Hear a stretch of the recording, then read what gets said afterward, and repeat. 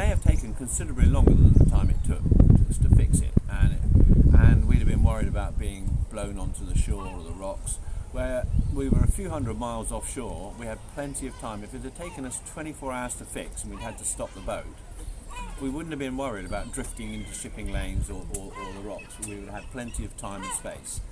So that's yet another reason why I like Searoom, and I think the girls agree with that. We had a few things go wrong, and we'll tell you all about them as we go through this now, but yeah, Searoom was a key part of it. And you know, it's also, it takes a bit longer, but it's safer, and I prefer to take 1 or 2 days more and be safe and have a bit less stress, even if, as John said, we did have some rough weather and that was very stressful, but I would imagine this rough weather close to shore and to rocks and to dangers and to shipping lanes, and that would have been far more stressful. More stressful, twice as much or even 3 times as much, and it would have be just adding stress onto it. So yes, it took a bit longer. I mean, our journey was maybe around 2,000 miles or something like that. Yeah, that's right. We probably we could have done 800 miles less. Yeah, but at the same time, it was less stressful, and I think that's a very important thing in safety. You have to make a compromise between being too safe and taking too long, or being too fast and not being safe. And I think we kind of played around with it quite well. Yeah, we got the balance. I think we did. So during this 3-day period, obviously we had this problem with the boom, but then it was called on us that we had to save a life. Yes. And I mean, it's not the sort of thing you expect mid-Atlantic to be saving a life, but Diego was in need of help. And poor guy, I mean, he was exhausted, and he was dehydrated and hungry and in the middle of nowhere and nothing to keep him afloat. And so we managed to get him on board and took him under our wing. No pun intended here. No pun intended. And we looked after him, and once he'd sort of recovered, we sent him on his way. I should point out that Diego is a sparrow. And he was hovering around the back of the boat, and we encouraged him to land. And before you knew it, I mean, you girls had him in your hand. He was landing on he was on us. Yeah, So he was just playing. He was pretty cute. Yeah, and we gave him some shelter under the spray hood. He stayed the night. Yeah, he stayed about 24 hours with us nearly. Yeah, he did. And it was nice, you know, because in the night it's all dark and gloomy and you're on your watch, and then we had little Diego with us, and he was cool. we tried feeding him a bit of tortilla wrap, and he didn't really like that. No. And then I thought, we still have a bit of bread, so I took a piece of bread, and oh my god, he jumped on it, like really. And we tried with Amandine giving him a bit of water, and obviously it was a bit tricky since, you know, the boat leans and moves, and it's quite complicated, and he didn't want to drink, but I mean, he's in the middle of the ocean. I think he was a bit lost and really need to drink, and I decided to try and take a big piece of bread and put it into water, dump it into water, and give the bread to him, and he loved it. So he had food and hydration at the same time. Yeah. And then rest. Yeah, and then he went away on your watch, I think, the day after. In the morning. Yeah. So and he flew off happy as Larry. I mean, he was bright as a button. Yeah. So we hope he made it. Yeah. Diego, we really hope you made it. We were happy to help you. And thank you for the company. Yes, that's right. And the distraction as well. He was so cute. Yeah. So at the end of this 3 days, we the wind settled down, and we had a nice day sailing, and below me then we had another day becalmed. And but looking at the forecast for the current weather conditions, it appeared that there was wind to our west, and if I hate motoring on long passages, because I think if you're not going to motor all the way, then you know the wind stops, just wait for it. But it was pretty apparent that if we did 3 hours motoring to the west, we'd put ourselves somewhere where there was wind and we could keep going. So that's what we did. So we did a bit of motoring. And we enjoyed also the time being like safe and not moving. It To have was a flat. shower, Oh, yeah. get changed, That's and right. just have some food. And Yeah, we had Nice showers. we ran the Yeah. water maker as well. Oh, we ran the water maker too, which was the first time we run the water maker properly, making fresh water when we were at sea. And that was, I was so pleased with that. it was making 10 gallons an hour, which is like a lot. So that is brilliant. So that was good news. And then, and so we did our bit of motoring. Mathilde was off watch and asleep. Yes. I'm not sure whether it was Amandine's watch or my watch, but we were both in the cockpit together. It was a beautiful sunny day. It was bright sunshine, middle of the day, and then suddenly the engine note changed, and we both said, "Whoa, what happened?" It's not the same sound. No, and I knew exactly what it was and stopped the engine immediately. The reason the engine note changed was because there was no cooling water. Scary. So, dive downstairs, get the engine cover off, keeping a watch and helping start the engine. I tried unplugging some pipes. Luckily, all the pipes that go for the raw water pump are all easy plug-in. You can unplug them. So I started unplugging pipes. I got water at the seacock, water at the pump, water coming out of the pump. I got water in various places, but when you started the engine, I didn't get any extra water out of the pump. There was a little dribble and nothing much. I thought, oh, this is going to be the pump that's in trouble. And it's an impeller pump, so whip the cover off the back. And of course, it's like all these blinking things. You can't see it because it's always, it's on the engine. There's no room.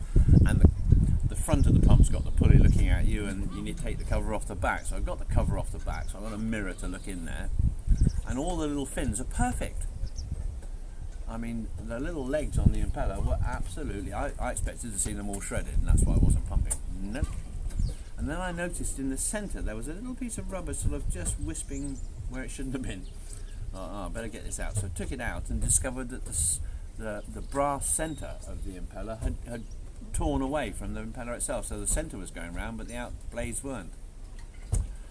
So we dug out all the tools. Then we had to get into the engine spares box and find the new impeller. Got the new impeller out, got it fitted, put it all back together, got it running, on our way. And we'd been motoring for about half an hour, and Mathilde woke up and said, "Oh, everything all right?" "Well, yes, it is now. We've fixed the engine." "What?" And she didn't believe us. She didn't believe us. No, I had to show her the old impeller. And I had to say, I swear it's true, Mathilde. And They're always making, doing jokes to me and saying, we're always all joking between each other, Yeah. and it's this joke of like, what happened during what? Oh, nothing. We just sank the boat. It's fine. Yeah. And that sounded a bit the same. What happened during the watch? She was, oh, nothing. The engine broke down, and I was like, yeah, right. And yeah, So I struggle sometimes to fall asleep, but once I'm asleep, you can do whatever you want around me. We did. we even moved her to get the tools and everything. Yeah, that's right. And I'm just sleeping. I'm just off, and especially when I'm very tired, and that was the case because, as we said, we had some rough weather before and all of that. So I was extremely tired, and I just switched off, and there was nothing that could wake me up. And they had to explain to me this entire engine situation, and I wasn't aware of it. And it was probably quite noisy, and apparently they moved me and all of that, and I didn't hear a bit of it. So yeah, that was a nice surprise.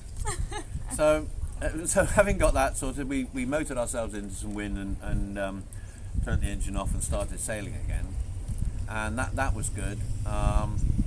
So I suppose the next big incident was when we had a fire drill. Oh, yes. So fire drills are quite good to run on the boat. What are you going to do in case you have a fire, and is everybody prepared and ready? Unfortunately, this fire drill was a real one. Yes. We were quite happily sailing along, and suddenly there's this awful smell of burning electrical cable.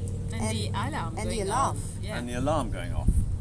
Big alarm going off. And the alarm went off earlier, but because it was a misconnection or something like that. So we were like, oh, the alarm is going off. No. And I went in and I'm like, John, you need to wake up. There's something. Smells like burning. So while I turned all the electrics off at the isolation and the master switches, and then now I'm disconnecting batteries as well. Mathilde goes into sniffer dog mode and finds that whatever it is under the galley. So I stop disconnecting batteries and get under there and discover that we have two gas alarms, and one of the gas alarms, the printed circuit board has decided to fry itself and was stinking.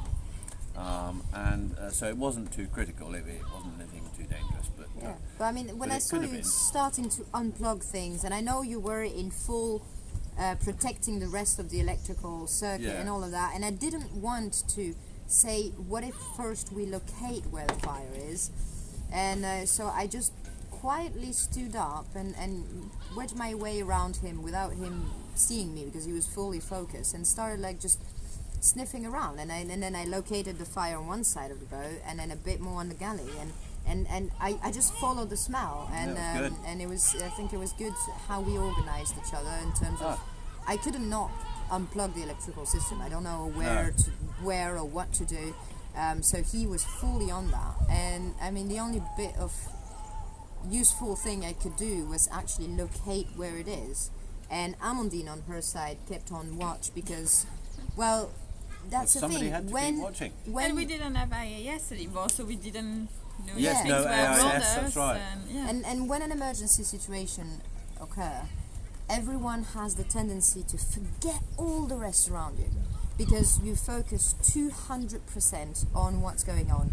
A fire, a water coming in the boat, whatever it is, you just fully focus on it, and then suddenly, well, an emergency follows, another one. A big cargo ship is heading towards you, and you're not aware because everyone is inside rummaging around, and that could lead to a bigger problem and a bigger problem and a bigger problem.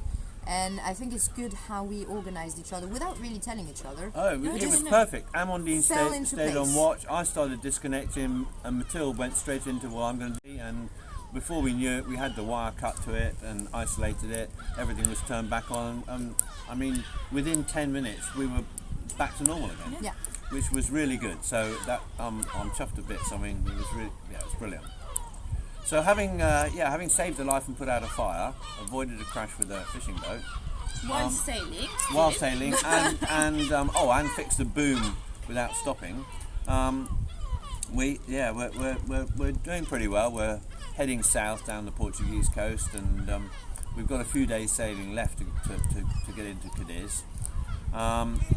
We then have to round the bottom of Portugal. Now, Cabo San Vicente is notorious for getting some rough weather.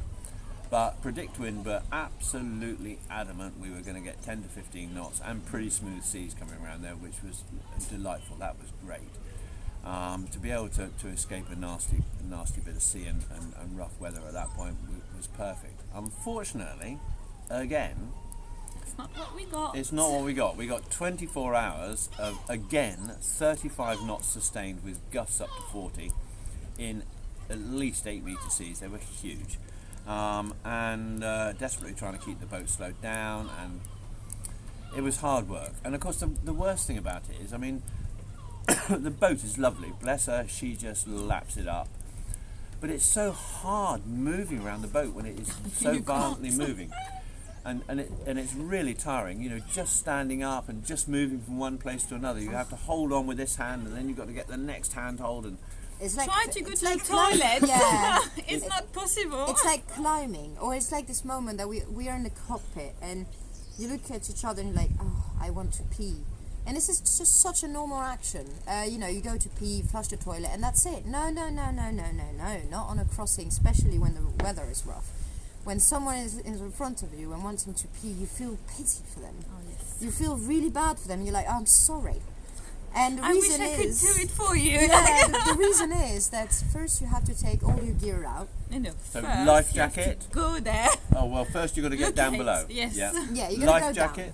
down. Life jacket, sailing Harness. jacket, harness, Waterproof. Waterproof. I mean, you've got many things to take. You're a sumo with all your gears on, and so you take everything off. Then in the next to the chart table, and then you have to cross from the chart table to the heads.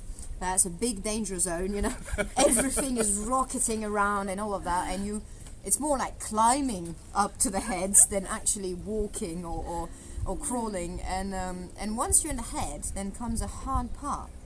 So obviously to take your pants down, sorry to be so precise, but you need both of your hands. I mean, doing it with one hand is quite hard. But then don't forget that the floor under you is absolutely crazy. Yeah. I mean, it And goes then up you're- and down, and it just... So you're here rocketing like that and trying to take your pants off without falling on the floor.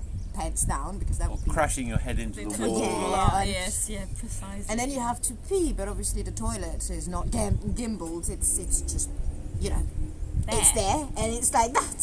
So now you need to pee sitting down on a toilet. That's absolutely not straight. And then you're worried that your pee is going to go out of the toilet as Also, well. so you pump at the While same you're time. doing your pee. So you're sure it's not getting out. Exactly. And once you finish this whole operation comes the putting your pants on again. So that's again the same struggles and going through to the chart table, putting back all your gear on and then clip on and go back in the cockpit. So you can imagine that a pee, it's just a simple Half pee. an hour. So yeah, it takes easily half an hour. So when someone says, I need to pee, we all know the pain that it is. And we are all very tired. It's hard to sleep, especially on rough weather. It's hard to eat. It's hard to cook. Everything is hard. And going for a pee takes so much energy. I mean, if you have, you know, in your head, the battery of your phone, you know, with a percentage, I mean, doing a pee takes at least 15 or 20% of your battery off. It is so tiring. And you know that when you're going to arrive in the cockpit and sit down again, you're going to be like, oh, I'm exhausted. Like if you just ran a marathon. Now that's a good, I think, a good idea of how life aboard is hard when it's rough weather. That's right. And how everything you do is, I mean, even just lifting your hand sometimes is like, It's mentally and physically stressful.